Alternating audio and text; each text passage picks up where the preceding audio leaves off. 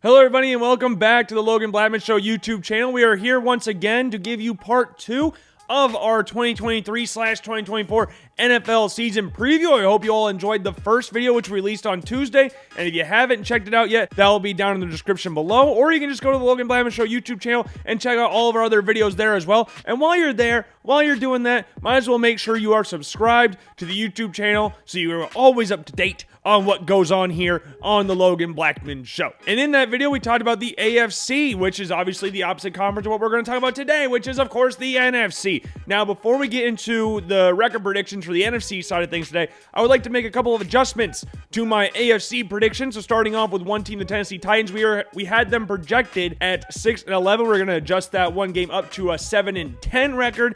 And for my Buffalo Bills, we are going to drop them down one game to a nice, calm, cool 12-5 record. They were at 13-4 before. Drop them down to 12-5 because for those of you who don't know, this the way we come up with these record predictions, we go through a website that just goes through every single freaking game.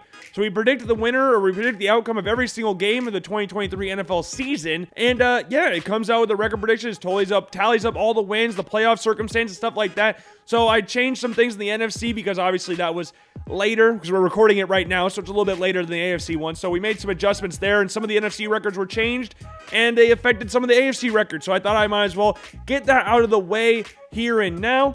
But without further ado, let's get right into it. And obviously the NFL season starts on Thursday, or today, I guess, later tonight, where the Kansas City Chiefs take on the Detroit Lions without Travis Kelce, who's out with a hyperextended knee. I guess they haven't. Have they officially ruled him out yet? I guess I'm not 100% sure, but one would expect Travis Kelce to miss some significant time, or at least some time, for the Kansas City Chiefs this season, which could affect them long term. We'll have to wait and see how bad his knees actually hurt. And obviously the Chris Jones situation, we got another contract situation we'll talk about here in a little bit, way later in the video. But like we did in that video where we talk about the AFC, we're going to go over the two teams that play in that game. So obviously the Kansas City Chiefs play in the AFC West. The Detroit Lions play in the NFC North, so that's where we're going to start off today. And remember, we went west, east, south, north, so reverse of what we usually go north, south, east, west, and that's where the direction we're going to go today. But we are not actually going to start off with the Detroit Lions.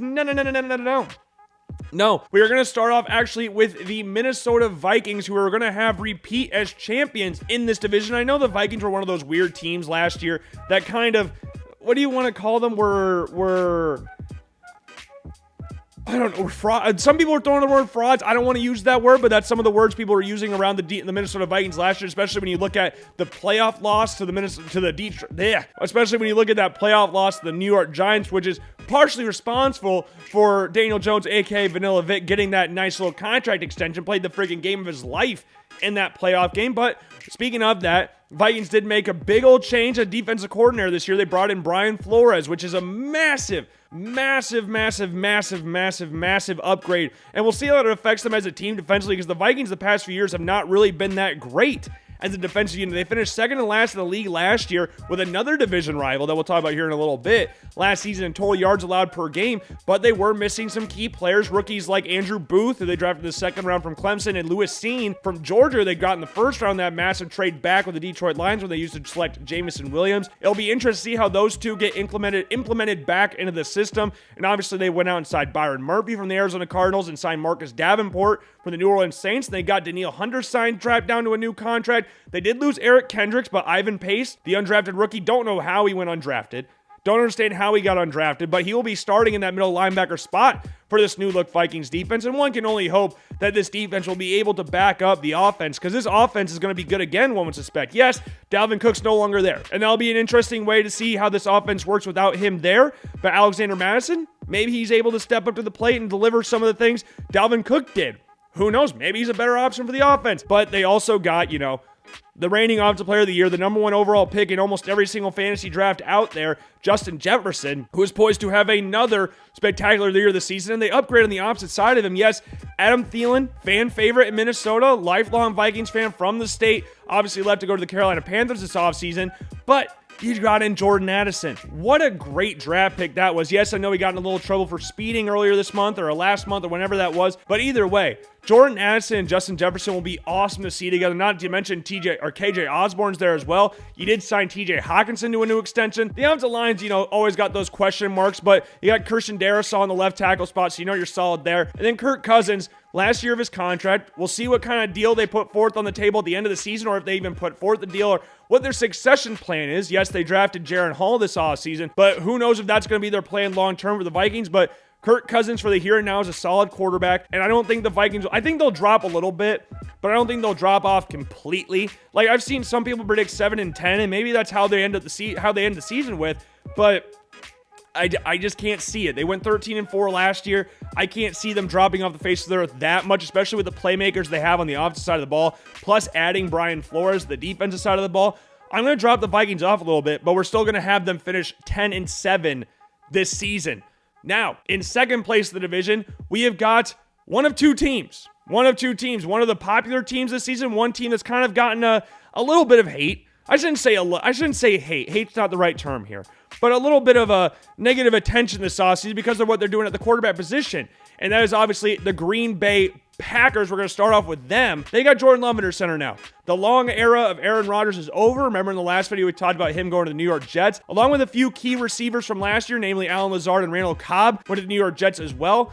And Jordan Love, Lord knows how good he's going to be this year. I think he's a very talented quarterback. I liked him coming out of Utah State. We talked about him here on the Logan Blackman Show. I think there's mock drafts on the website from that draft. I can't really remember, but if you want to, make sure to check out the LoganBlackmanShow.com under the blog section. You can check out all our different blogs down there. And while we're on the topic of that, just make sure to check out all the links in the description below, whether it be social media accounts, podcasts, which you search on Apple Podcasts and Spotify, the Logan Blackman Show. Make sure to give a 5-star rating, or a rating out of 5 stars. Doesn't need to be a 5-star rating, obviously, but I would obviously appreciate a 5-star rating more than anything. But Jordan Love has been in Green Bay for some time now.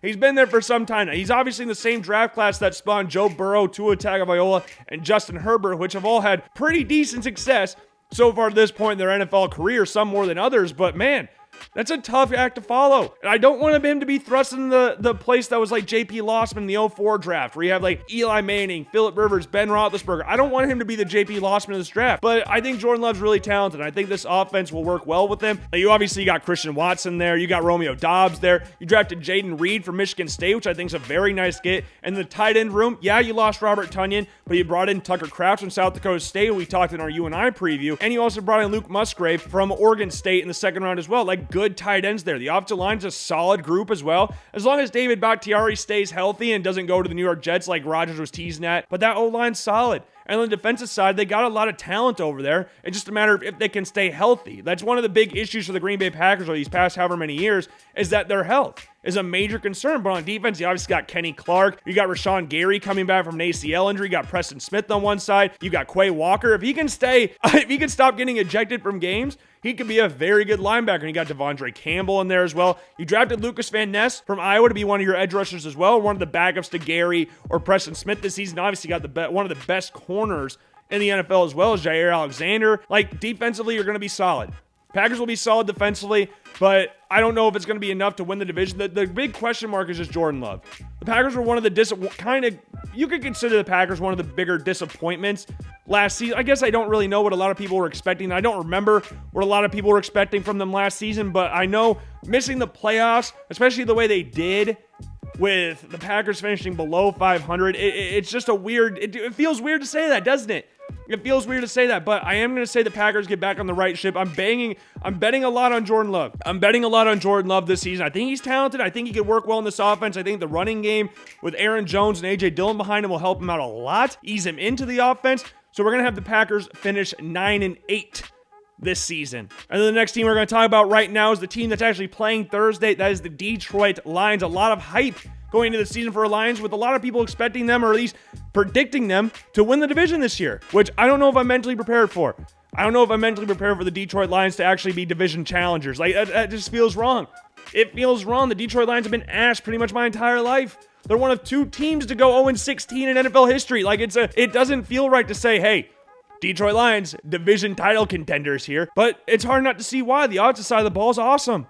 Like, Jared Goff's been playing really well under Ben Johnson, the offensive coordinator. You drafted Jahmyr Gibbs at 12, who could be a revelation to this offense, add a whole completely new element from the running back position. You added in David Montgomery. You lost your franchise season-leading touchdown record getter, Jamal Williams. He went to the New Orleans Saints in free agency. We'll talk about them in a little bit. But outside, you got Amon-Ra St. Brown. Marvin Jones is back from the Jacksonville Jaguars. Jamison Williams, Lord knows what's going on with that situation. You got Sam Laporte in the draft, which I'm excited to see how he can do there. And the offensive line, solid as they come too. Solid offensive line as well. It's just the defensive side of things where we've got the question marks. You got some big question marks on the defensive side of things. Yes, you got Aiden Hutchinson. Aiden Hutchinson is a freaking baller. Drafted him 2nd overall last year. And then you also drafted Jack Campbell, 18th overall. You got Brian Branch from Alabama to play that nickel spot. Like, you've got some young pieces there. Ali McNeil in the middle of the defense. Big dude clogging up a bunch of run lanes. But I'm just not 100% sold on the Lions defense yet. I would imagine it improves from last year, but this is a defense that finished dead last in yards per game last year. Yes, you brought in the likes of Chauncey Gardner-Johnson, who I think is a nice upgrade at the safety position. You got Kirby Joseph there, who had a nice rookie year last year. Like, you've got pieces. But let's see you put it all together. The offensive side of the ball is fine. I'm excited to see what they can do this year, especially with Jahmyr Gibbs there.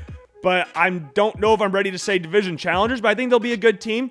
I think this offense can compete with a lot of teams in the NFL. It's just a matter of the defense can keep the score low enough to where the offense doesn't need to score 45 points a game to win games. But we are going to say the Detroit Lions go 9-8 this season as well. And the last team we are going to touch on here is obviously the Chicago Bears, the team that held the number 1 overall pick this past season. Obviously did not pick anybody at number 1 overall. Traded with a massive trade down with the Carolina Panthers. We saw them get a true number 1 receiver in DJ Moore, which would be awesome for Justin Fields' development. And obviously the Bears, with that pick, they trade back one more time with the Philadelphia Eagles.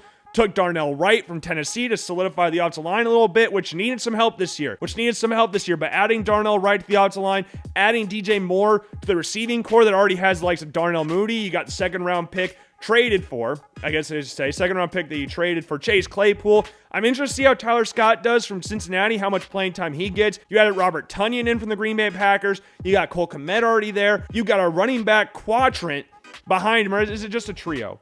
Is it a trio or a quadrant? I can't remember how many there are exactly. We got Khalil Herbert. Oh, yeah, it's 4. We got Khalil Herbert. We got Dante Foreman. We got Roshan Johnson, who I'm really excited to see for the Bears this year. Drafted him out of Texas, who would have been a number 1 back in a lot of different schools last year, but he just so happened to sit behind Bijan Robinson. And then you got Travis Homer there as well from the Seattle Seahawks. And Nathan Peterman, he'll be pushing Justin Fields the whole way. I've seen Peterman play live in the flesh once before.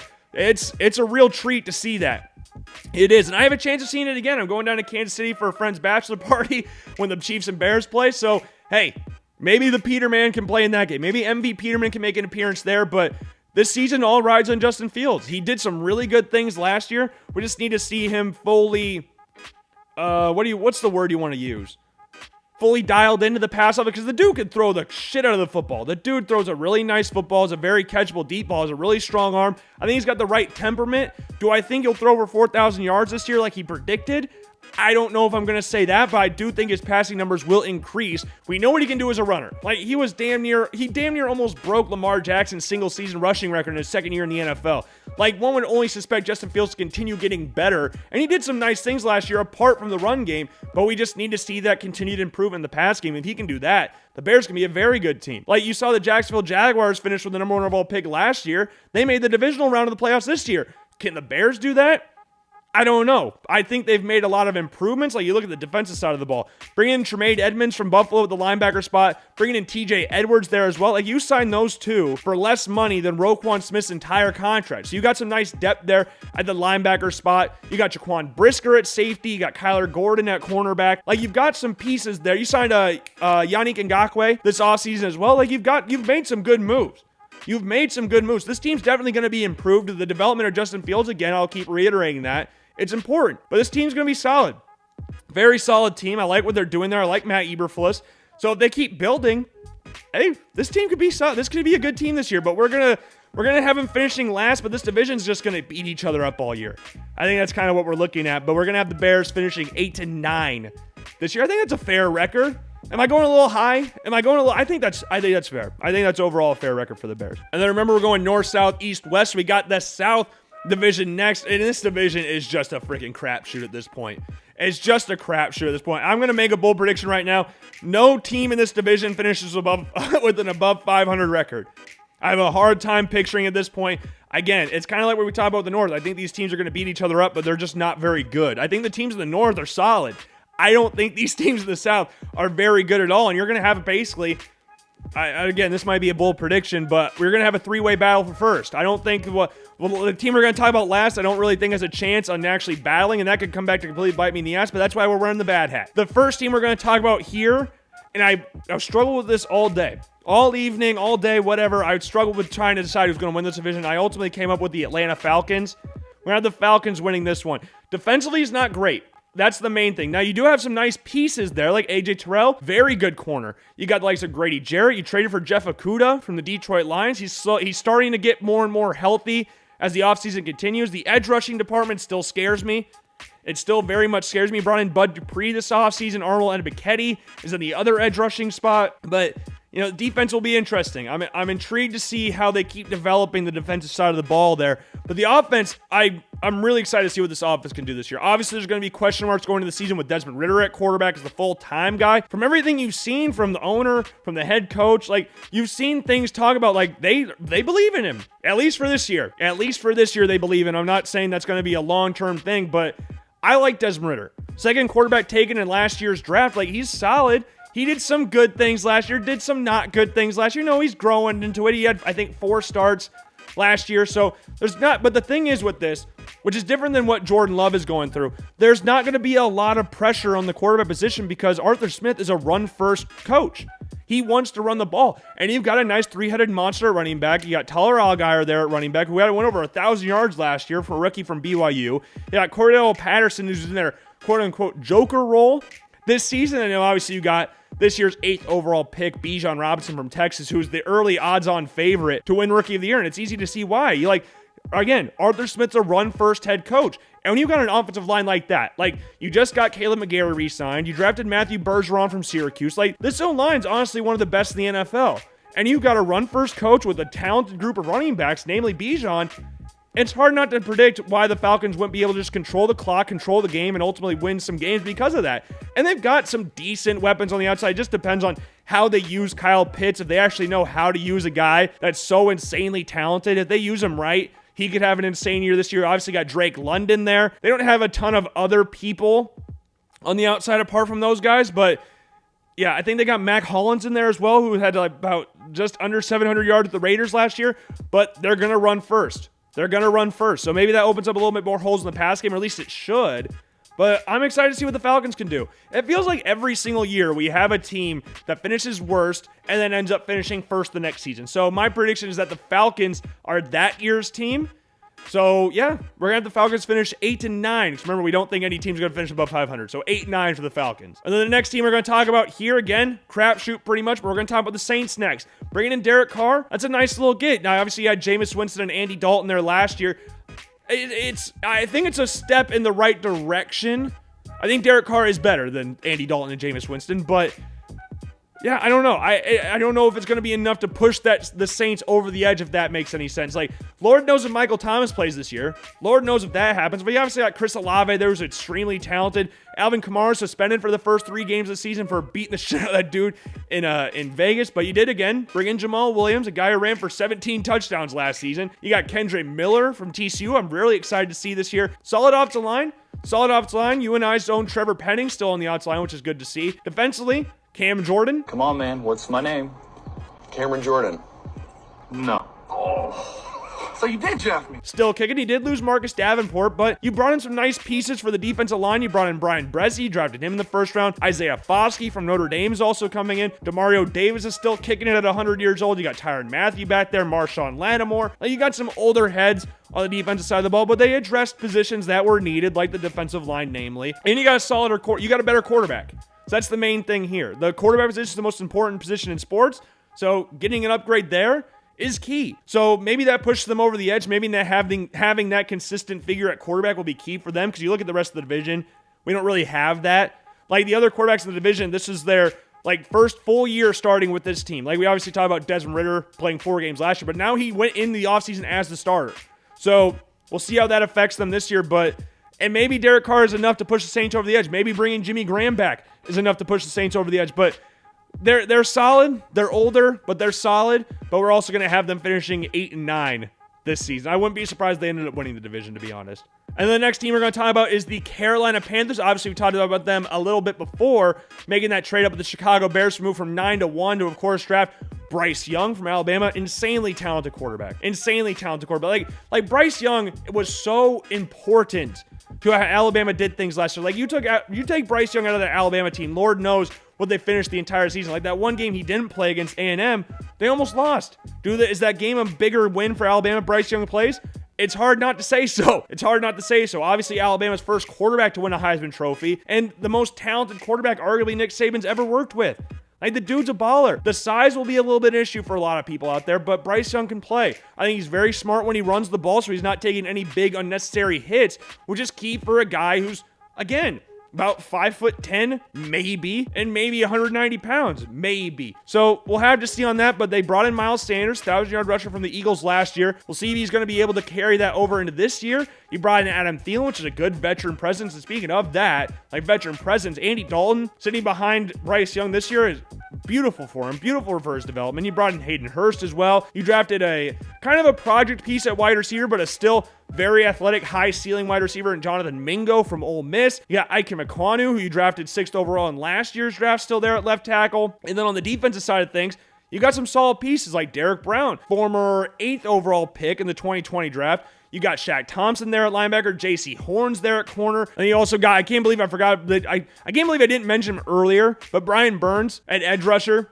I mean, the Rams tried to give him 1,000 first-round draft picks to get him last year. But then you also brought in Von Bell, and you brought in Deshaun Williams and Shai Tuttle for the defensive line, and Justin Houston, at 100 years old, is still kicking it in the NFL, so he'll be making an appearance for the Panthers this year, but they're an exciting team. Frank Reich obviously coming in as the head coach. They're exciting. I'm excited to see what they do this year. I think they'll be better than the other two rookie quarterbacks we talked about in the AFC video in regards to team record, and they almost won the division last year with suspect quarterback play, to say the least. Like, we didn't really know who their starter was last year for the most part of the season, but I like Bryce Young a lot. I'm excited to see what he can do. Rightful decision of their number one overall pick, in my opinion. So, yeah, we'll see how they do, but I'm going to go 7-10 for the Carolina Panthers. I could see them going 8-9. But there's going to be some rookie growing pains in there. So we're going to go 7-10 for now. And the last place team in this division, again, no surprises here. We said there were 3 teams challenging. There were 1 team that I don't think will, and that's the Tampa Bay Buccaneers. Now, they brought in Baker Mayfield this offseason. Baker Mayfield and Kyle Trask battling out for the quarterback position does not necessarily fill me with joy. And when you look at the Tampa Bay Buccaneers, like, you know, you look at the stage, the grand landscape of the NFL, I guess. Like, this offseason, a lot of teams released new alternate uniforms. Is it no coincidence that when everybody's expecting the Bucs to be bad this year, they bring back the creamsicle uniforms? Is that not a sign? Is that just not a sign of what direction this team's going to go this year? And this could come back to bite me in the ass.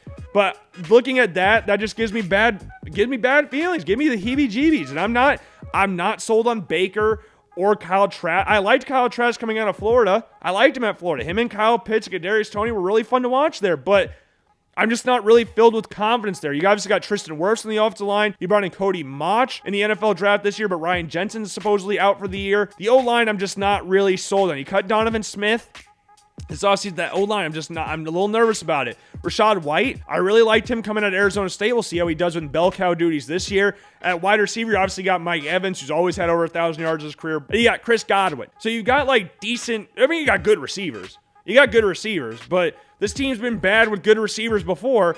And again, I'm just not sold on the quarterback situation there or the offensive line, which I think are both big. And then the defensive side, I'm comfortable with the defense.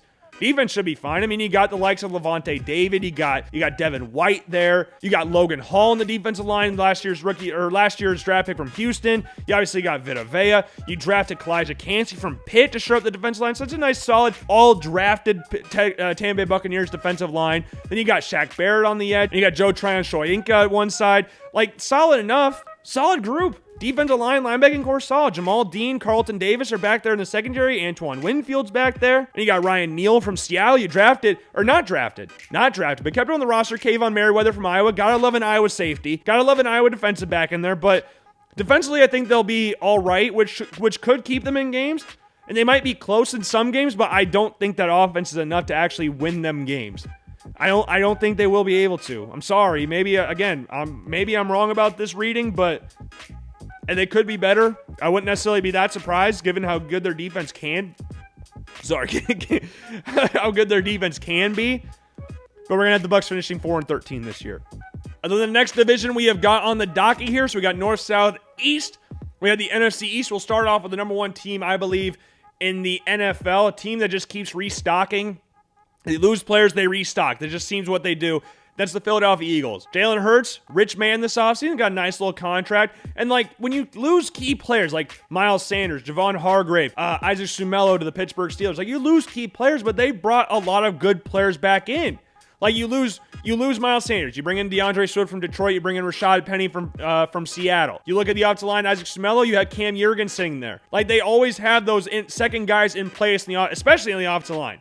Especially on the offensive line. They always got those guys in place. So you got two centers that were drafted to replace Jason Kelce, starting at guard and Cam Jurgens and Landon Dickerson, and Jason Kelce just still kicking it there. So you might need to draft a center next year as well, but Jason Kelce might just still be kicking it. And you lose Javon Hargrave to the San Francisco 49ers. You get Jalen Carter, 9th overall in this year's draft, which we understand why he fell, but a player that talented falling to a team like the Eagles just doesn't feel great. And speaking of Georgia players falling, Nolan Smith, getting him at 30, so you can add him with like some Hassan Reddick at linebacker. Like, come on, man. And they got the defensive line again, not just Jalen Carter being there, but you got Fletcher Cox still there. You got old guy Brandon Graham still there. Sweat's there. You got Barnett there. Like, you've got a solid defensive core right there. And then the secondary brought back James Bradbury. You got Darius Slay there. Older guys, but you got Eli Ricks and Keely Ringo in the draft as well. And the secondary losing Chauncey Gardner-Johnson is a little bit of a blow. Nice safety, obviously went over to Detroit. But you did manage to bring in Terrell Edmonds from the Pittsburgh Steelers, a solid safety. And you drafted Sidney Brown from Illinois, who was a very good safety at the college level.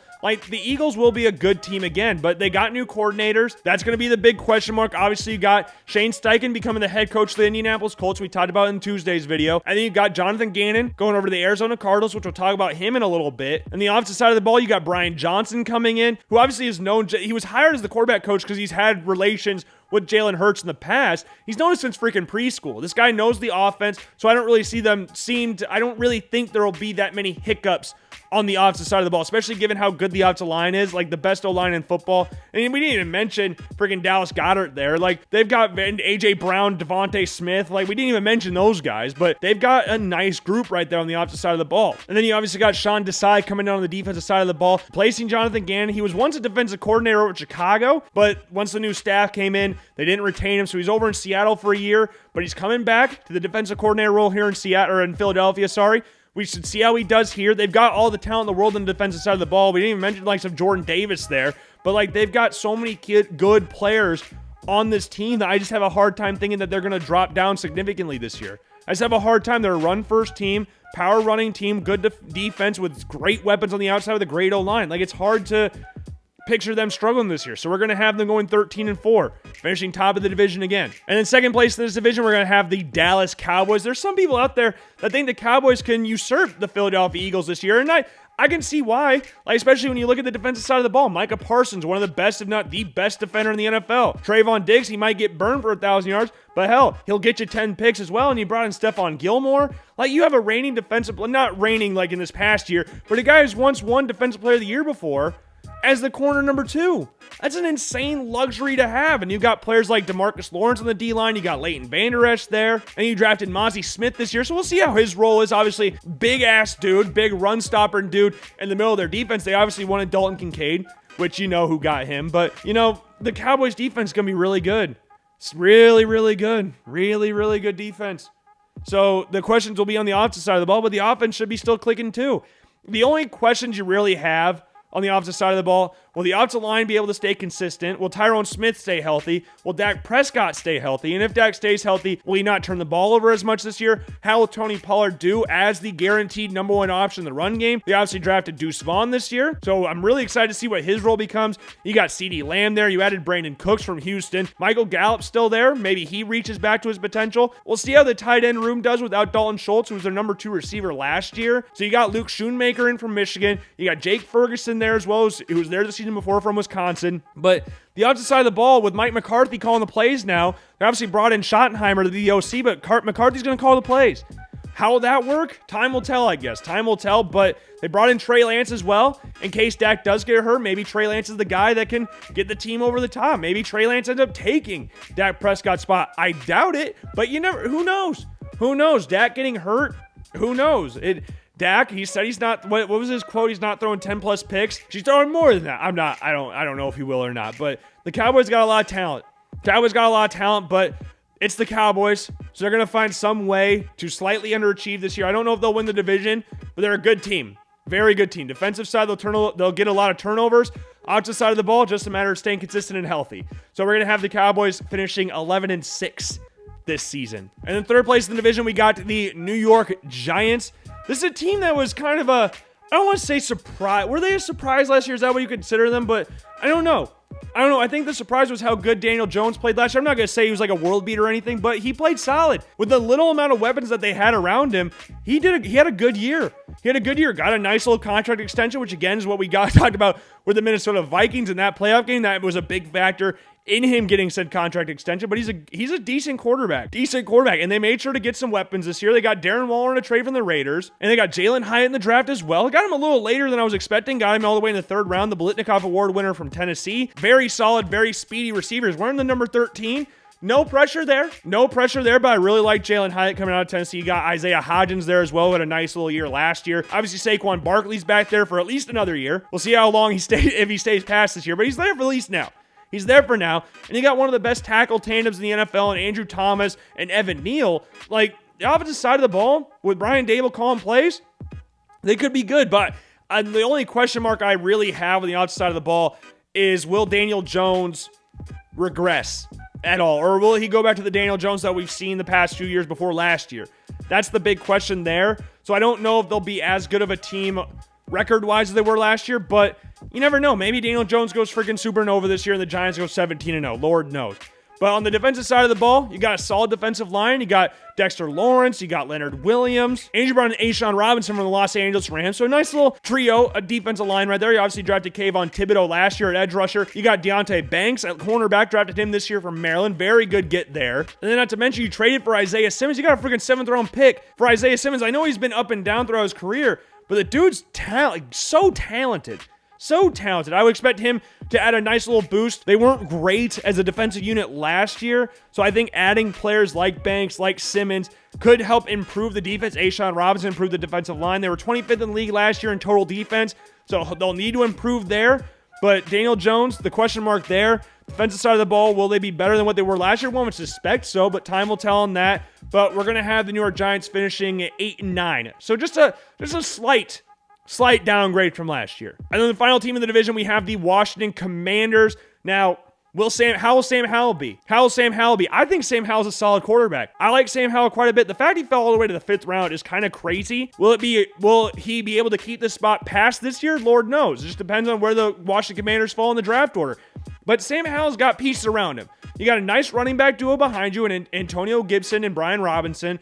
You've got the likes of Terry McLaurin out wide. You got Jahan Dotson out wide. Logan Thomas, a solid tight end. And you've got Eric Bieniemy coming in as the OC. So you got the upgrade in the offensive coordinator spot. He's going to be asking a lot of you. But I think Sam Howell's talented enough to, put forth some decent numbers this year. I don't know if I say playoff push or anything for the Commanders, but he could put forth some solid numbers this year. And the defensive side of the ball, we know what they usually are there, like especially on the defensive line. You got Montez Sweat, Daron Payne, Jonathan Allen, and Chase Young there. So you've got the pieces there. You drafted Emmanuel Forbes from Mississippi State, the cornerback, early in the draft, earlier than some expected. He went for Christian Gonzalez, which I wasn't really expecting going into the draft process, but hey, he's a good corner. Smaller corner, but he's a good corner nonetheless. But defensively, they'll be, asked to do a lot this year. A young offense with a young quarterback, inexperienced quarterback, new OC. We'll see how it all gels together. But we're going to have the Washington Commanders. I think this is fair. 6-11 for the Commanders this year. Maybe they go better. Maybe they do better than that, but 6-11 is what we're going to say for now. And then the final division we're going to talk about here is the NFC West. One of the better divisions. I think the top 2 teams in this division are very good, and they can just beat the crap out of each other this year. That could be the main thing this year. And I've seen some recent takes about this division saying a specific team could usurp another specific team, but here, I don't know if I'm ready to say that. I could see why, and we'll talk about that in a little bit. I could see why people are saying that, But we were going to keep the San Francisco 49ers at number 1 in this division. At least for now. I think defensively, they're too good. They're too good defensively. You may be talking about the best defense in the NFL. They just signed Nick Bosa to a massive max extension, so congratulations to Nick Bosa on getting the bag there. You got Fred Warner at the linebacker spot. You got Dre Greenlaw at linebacker. Defensive line, again, you brought in Javon Hargrave. You got Eric Armstead there. And you're going to need to see some more from Javon Kinlaw, a guy who drafted in the first round a couple years ago. And then the secondary, Charvarius Ward. You got Hufanga back there as well. Like, this is just a very good defense. This is a very, very good defense. Yes, to losing D'Amico Ryans to Houston's big, but there's enough talent there to be elite still defensively. Offensively, it all depends on what version of Brock Purdy we get. Given where he was drafted, he exceeded all expectations. I'm from the state of Iowa. I know a lot of Iowa State fans that had no idea that Brock Purdy would even get drafted, let alone be a guy that was going to be starter in his second year in the NFL for one of the best teams in the NFL, in the San Francisco 49ers. But he's the kind of guy that Kyle Shanahan likes. Do I like the way they handled the Trey Lance situation? No. I think Trey Lance is insanely talented, never really got a great shot at that, but Brock Purdy's the kind of quarterback that Kyle Shanahan likes. That's why he wanted Mac Jones when they traded up to number 3. He didn't want Trey Lance. He wanted Mac Jones. That's why he wanted a guy like that, a guy who would just throw to the weapons. Let the playmakers make plays, I guess you could say. And Purdy can do that. I just don't want to see Purdy turn into hero ball. I don't want to see him do that because he kind of got into a habit of doing that in Iowa State and kind of forcing situations, which didn't really end up working for him in some of those cases. But when you look at the core the wide receivers have around him, like Christian McCaffrey in the backfield with Elijah Mitchell there as well, George Kittle at tight end, Deebo Samuel, Brandon Ayuk, like you've got, and Trent Williams blocking your blind side. Like this team is set up for success this year, but it just depends on what version of Brock Purdy we get. That's the big question here. Is he ready to be the main guy in a team that's going to be challenging for a Super Bowl? I don't know. Time will tell him that. You got Sam Darnold there as his backup. Will Sam Darnold be that guy if Purdy isn't? I don't know. I don't know. And will these weapons around him be able to stay healthy? That's been one of the question marks for the 49ers. Health has been a massive concern for them. But they've got the talent defensively. They've got the talent offensively. They can stay healthy. And it just depends on Purdy. That's pretty much the big question mark we got going in, is what kind of Purdy are we getting here? So we're going to have the 49ers finishing 12-5 this year. I feel like we've said 12-5 a lot in these videos. 12-5 for the 49ers. And the next team on this list, I could see them doing better than what record I'm going to say for them, but the Seattle Seahawks. I like the Seahawks a lot. Geno Smith had a career renaissance last year. Now, was that a flash in the pan? Was that a one-time thing? Or are we going to see this continued success from Geno? It's hard not to see why not, given some of the weapons he has around him. Like Pete Carroll's got his running back tandem that he wants. Got Kenneth Walker last year, who had a great rookie year, battled some injuries, but had a good rookie year. And then he got Zach Charbonnet from Michigan. He was once at Michigan, from UCLA. Like great running back tandem there. Offensive line, Abraham Lucas and Charles Cross on the tackle positions. Like solid O-line, which is something we've rarely ever said in Seattle. But the receivers, DK Metcalf, Tyler Lockett, JSN, getting him at number 20. Like, that is a great group of weapons around Geno with a solid offensive line. Defensively, you're getting Jamal Adams back, which could be big for you. And then you've got a cornerback pairing, or trio, I guess you could say. You got Devin Witherspoon, you drafted him 5th overall this year. Tarek Woolen, who was one of the best rookie corners, one of the best corners, despite rookie, one of the best corners in the NFL last year. You got Kobe Bryant there in the nickel as well. Like, Quandre Diggs, also at safety. Like, you've got pieces there in the secondary for Seattle, which is very nice. Very nice. I love the Devin Witherspoon pick. That's a great pick for Seattle. And then not to mention, you also got Julian Love for the New York Giants. And you look at some of the other pieces that they have on defense, like Bobby Wagner. Brought him back. And along with Bobby Wagner, the linebacker position, you've got the likes of Jordan Brooks will be coming back from injury. You got to improve the run defense. And having Jordan Brooks come back from his injury that he suffered in week 17 last year, having him back earlier than expected is big. You got an improved defensive line there. Or at least you hope so, I guess. But at least you hope so. You hope so. But you got Mario Edwards bringing him in from Tennessee. You got Draymond Jones still there and Jaron Reed. Like, you've got pieces there. The pieces are all connecting for the Seattle Seahawks, and I'm excited to see how it works out for them. And you got some other rookies in there, like Derek Hall from Auburn. See what kind of impact he can make. Got Boye Mafe, Uchenna Nwosu at the linebacker spots. Cameron Reed from Mississippi State's also there. So, like, you got good group of young players with some experienced players in there. It's just a good mesh. I'm really excited to see how this team could do with Pete Carroll turning 100 next year. Like, this could be a fun team. This could be a very, very fun team. So, again, I think this team could finish better than the record I'm going to say, but we're going to go 11-6 at this point in time for the Seattle Seahawks. But I think they could definitely be higher than that this season. And in third place in this division, we are going to have the Los Angeles Rams. I have a hard time believing anybody's going to be worse in the league than our last place team. So I don't think the Rams are going to be treading water or going down to the deep end where that team is, but the Rams, I don't think, are very, very good. Defensively, I'm not really liking what I'm seeing there. They trade Jalen Ramsey this offseason. You got Aaron Donald there. Still got Aaron Donald there, I guess. But there's really not going for a lot going from on the defensive side of the ball. Like, they're very young. They signed all 14 draft picks this year. All 14 of them. Like, they are extremely young on this team. So you got a nice youth movement coming in. Like on the defensive side of the ball, namely, you got like Kobe Turner coming in from Wake Forest. You got Byron Young coming in from Tennessee, who's in line to start week 1. And you got Nick Hampton in there from Appalachian State. You got Travius Hodges-Tomlinson in there from TCU, starting him at corner potentially. On the opposite side of the ball, you got Steve Avila from TCU, could be starting at guard. You got Puka Nacua, who could be making some plays in the special teams from BYU. And then obviously, the 25-year-old rookie Stetson Bennett. How many minutes will he get this year? I do think it's kind of weird they still have number 13 available. I kind of forgot that number was available until Stetson Bennett wore it, but that's neither here nor there. Neither here nor there, but it'll be interesting how many games he plays, because you got Matthew Stafford still here. He's coming back from a spinal contusion. Spinal. How much will that affect him going into this season? And then out wide, I mean, you got Cooper Kupp there, but he's seeing a specialist for his hamstring injury. The O-line is not great, so that kind of scares me as well with an aging quarterback that's coming off a massive injury from last year. It makes me a little nervous. Yes, Sean McVay is still there, and that's fine, but some things scare me going into the season for the Rams. I'm not really high on this team. I'm just not. So we're going to go 6-11 for the LA Rams. And then the final team on the docket, don't get any prize for guess who was going to finish last here. Let's just start out by saying, if he comes to the NFL, if he decides to put his name in the draft, welcome to Arizona, Caleb Williams. If he decides to come out, that's where he's going. This team's going to be ass. I just saw something a little bit ago that said Josh Dobbs is in line to start week 1. I would love to see Clayton Tune from Houston get the opportunity, but if Josh Dobbs goes out there week 1 for the Cardinals, good Lord. Like, you brought in Jonathan Gannon this offseason, which I'm not really sold on as a head coach. Good. Shots. Explosives. You can run. But their defense is going to be ass. Like, you look at their he's coming from the Eagles, who just had 70 sacks last year.